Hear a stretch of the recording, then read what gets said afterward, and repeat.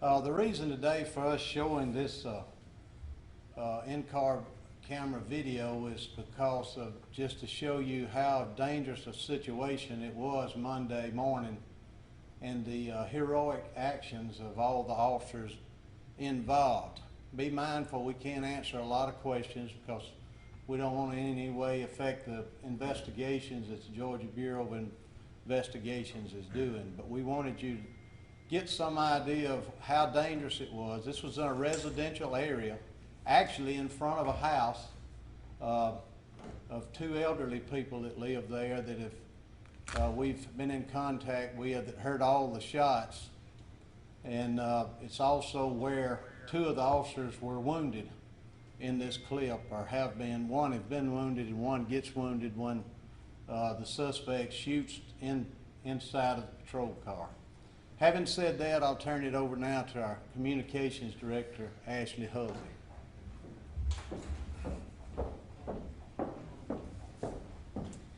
If you want to bump that light, let's go ahead. I think you're good. Right when we started, I'll make that up. All right, so I'm going to walk you kind of through step by step what happened. This is just with our dash cam video that we are releasing from the Carroll County Sheriff's Office.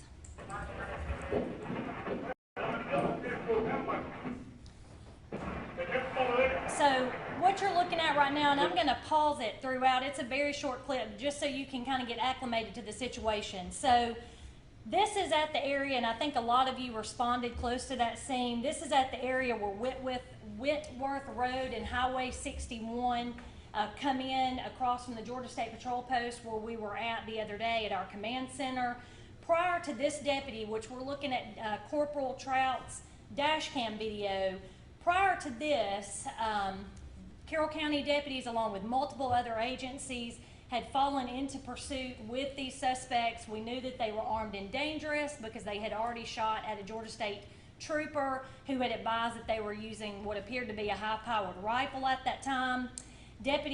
Corporal Trout's video actually picks up at the moment that Sergeant Rob Holloway with the Carrollton Police Department was shot through his windshield and wrecked his vehicle.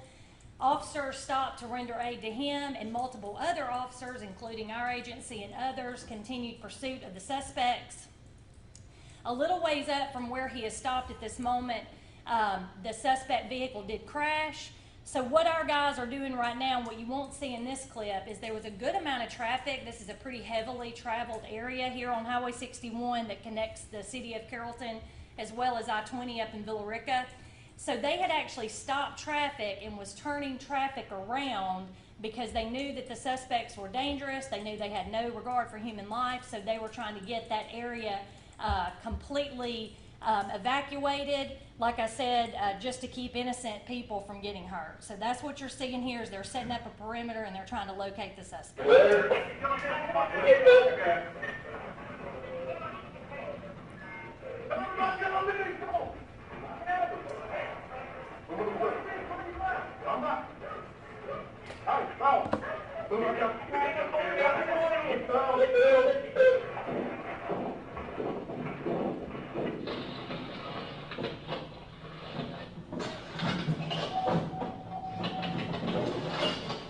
So I'm going to stop it again right here. So what has happened, and it's hard to hear his radio traffic because Corporal Trout and Deputy Repetto, who was also injured in this incident, they were outside of their vehicles. They were trying to figure out which way the suspects were going. They heard gunfire, and that would be at the time that the suspect was shooting at Officer Chase Gordy, who works for the Villa Rica Police Department. Corporal Trout and Deputy Repetto get into Corporal Trout's vehicle, and you'll see them go up to the incident location.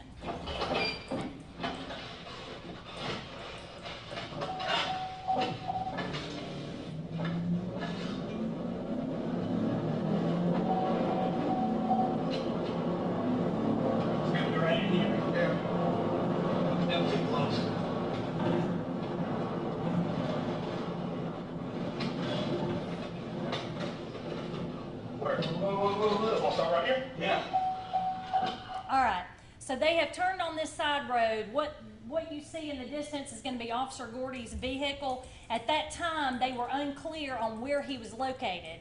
You're going to hear some radio traffic, and they begin to tell them that they have an officer down near the elementary school, right past Officer Gordy's car. Ithaca Gin Elementary School was in that area, and Officer Gordy was actually down on the side of the road in that area. He had been shot twice. Well, he'd been shot multiple times, actually.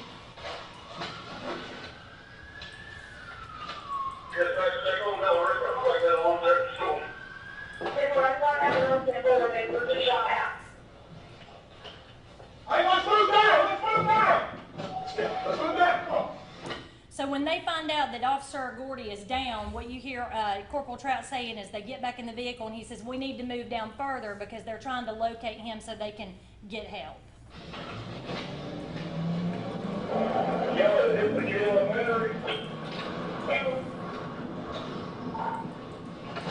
All right, at this moment, as they're coming up, and as you can see, this suspect appears out of nowhere. And the reason for that is you've got the blue lights of Officer Gordy's car coming. As they are approaching, they don't see him till they are right up on this suspect.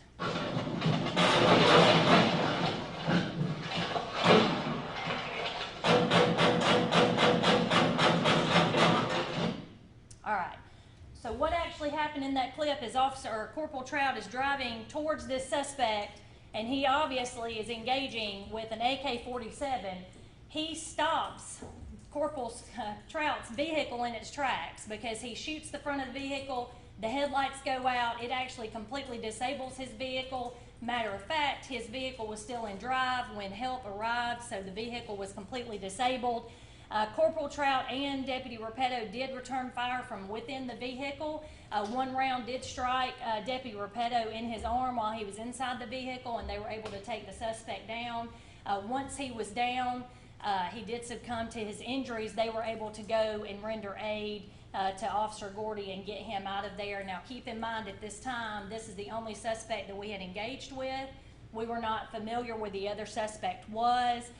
He was located a short time later at a shorter distance away, but at that time it was still a very active scene, and we were trying to get ambulance personnel and different people in to render aid to Officer Gordy and to Deputy Repetto because they had been injured during that gunfire. So what I will do at this time is I'm going to send you over this press release. I'm going to send you the clip of the chase or the shooting. If you have any questions, I mean, we'll try to do the best we can, but we're really not getting into the aspect of the criminal case because that is GBI's deal on that. So if you have an email or a Dropbox that you would like for me to send this to that I don't already have, now would be the time to go ahead and give that to me. Yes, ma'am. Can you just go back a couple frames? Yeah, I was gonna say, can you just play the Absolutely. whole clip without Absolutely.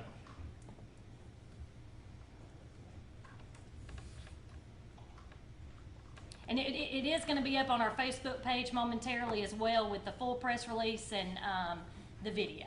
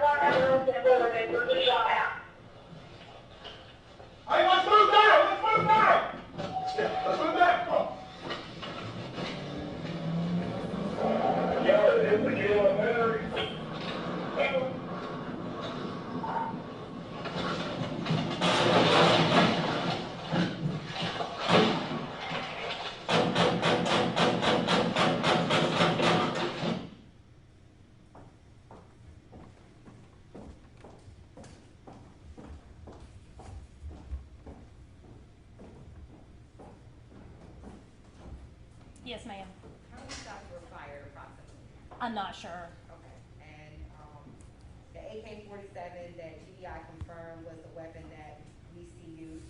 Yes. Okay. Yes, ma'am. Actually, when you said that the, Corporal Trout, Yes. right, returned fire, so was it the bullets from his gun that hit the suspect? I'm unsure. GBI is investigating that aspect. So again, can you tell us who's in the car and where they're seated in Yes, the car? so on Monday, the 3 names were released of the different officers from the different agencies that were injured by gunfire. Deputy Jay Repetto was in the passenger seat that was shot in the arm during this exchange. And so, Corporal Trout is the one driving, Yes, it was his vehicle. and it appears that the suspect is aiming at Corporal Trout? It appears that he's aiming inside the vehicle and he is engaged, and I don't think he was worried about hurting anybody for sure. It appears that at one point, after he shot into the car, he then fires a round that appears not related to hitting the car, but maybe aiming at the deputy. Is that your take as well? I'm unclear on that. Like I said, GBI has been provided all of this as well, so they are looking more in depth into angles and gunfire and how many rounds and those particulars. And how many people returned fire from the 2. car? So Corporal Trout and Deputy Repetto. I will say that they were not alone. Coweta Sheriff deputies were actually behind them during this exchange of gunfire, but they were unable to do anything due to crossfire, and they, because they didn't want to injure our guys in the process, but they were right there with them when this happened. We have multiple jurisdictions and agencies from all over the place there with us. So Officer Gordy is down at this point? Yes, is that he correct? is. And He and that's his car? That is his vehicle, and he was down. He had been shot multiple times. And where was he in relation to the vehicle? When you're looking at the vehicle there, there's like a utility pole that you'll be able to see in that video, and he was located in that vicinity. Okay, so safe to say maybe the suspect didn't see him then? I'm Well, we unclear. don't know. I'm not sure, but I will tell you that if it had not been for Deputy Trout or Corporal Trout and Deputy Repetto, and all the heroic, like the sheriff said, actions of all agencies and officers involved, I really think that we would have had more carnage than we did if they had not been stopped. Just to be clear, Yes. actually, this was a semi-automatic AK, not fully automatic. I could not answer that. I have not seen the gun personally. I know that GBI has that. I would hate to make an assumption, so I would not be able to answer that question. You don't know what kind of rounds it's chambered in. I do not. Yes, ma'am. Has Officer Gordy been released from the hospital? Based on Villarica's report this morning, yes, he has been released from the hospital. So we're very, very thankful for that. So the other officer's out as well? So Deputy Repetto was released on Monday. He was released and is recovering with his family at home. Sergeant Rob Holloway is still at Grady, and I think Carrollton PD is doing a fantastic job keeping everybody updated through their social media posts. And I think maybe he has a Caring Bridge page now you might can follow for updates from his family. But Officer Gordy was released from the hospital last night. Actually, have you Yes. seen the vehicles involved, and can you describe them? I have. So what I will also send in concert with the video, the press release, and I will send you a picture of Corporal Trout because that has not been released yet. I do have a picture of his vehicle that I will release to you that will show that windshield and how they took fire through that.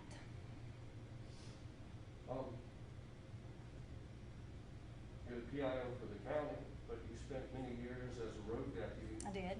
What's your reaction to watching that video? I have seen a lot in my years as a patrol officer. I came from Villarica Police Department, so obviously it's very near and dear to my heart.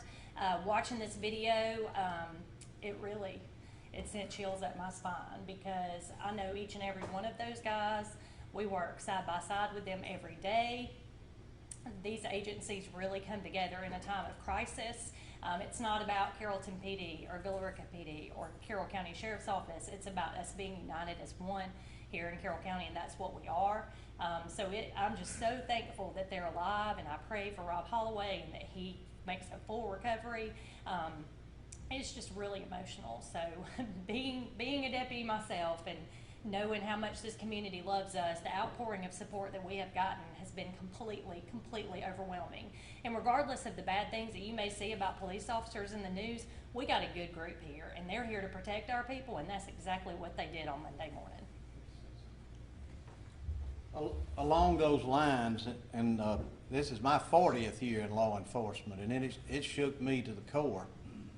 But also, we've had many people in that neighborhood that we've had to console, and going out to see today, that yard there where all the shooting happened around the Villarica police car, an elderly couple lived there and heard every shot, and they are still traumatized by it. So we're going out today to offer that. We're having peer counseling today at the office for that shift, and anybody at our office that wants to come just to start talking about it, because it's really, you know, in this business you have a lot of tragedy, but this one has really touched the community as well as the department. So we're in the process of checking everybody out, even after they heal from their wounds, making sure everybody's healed from their emotional state as well.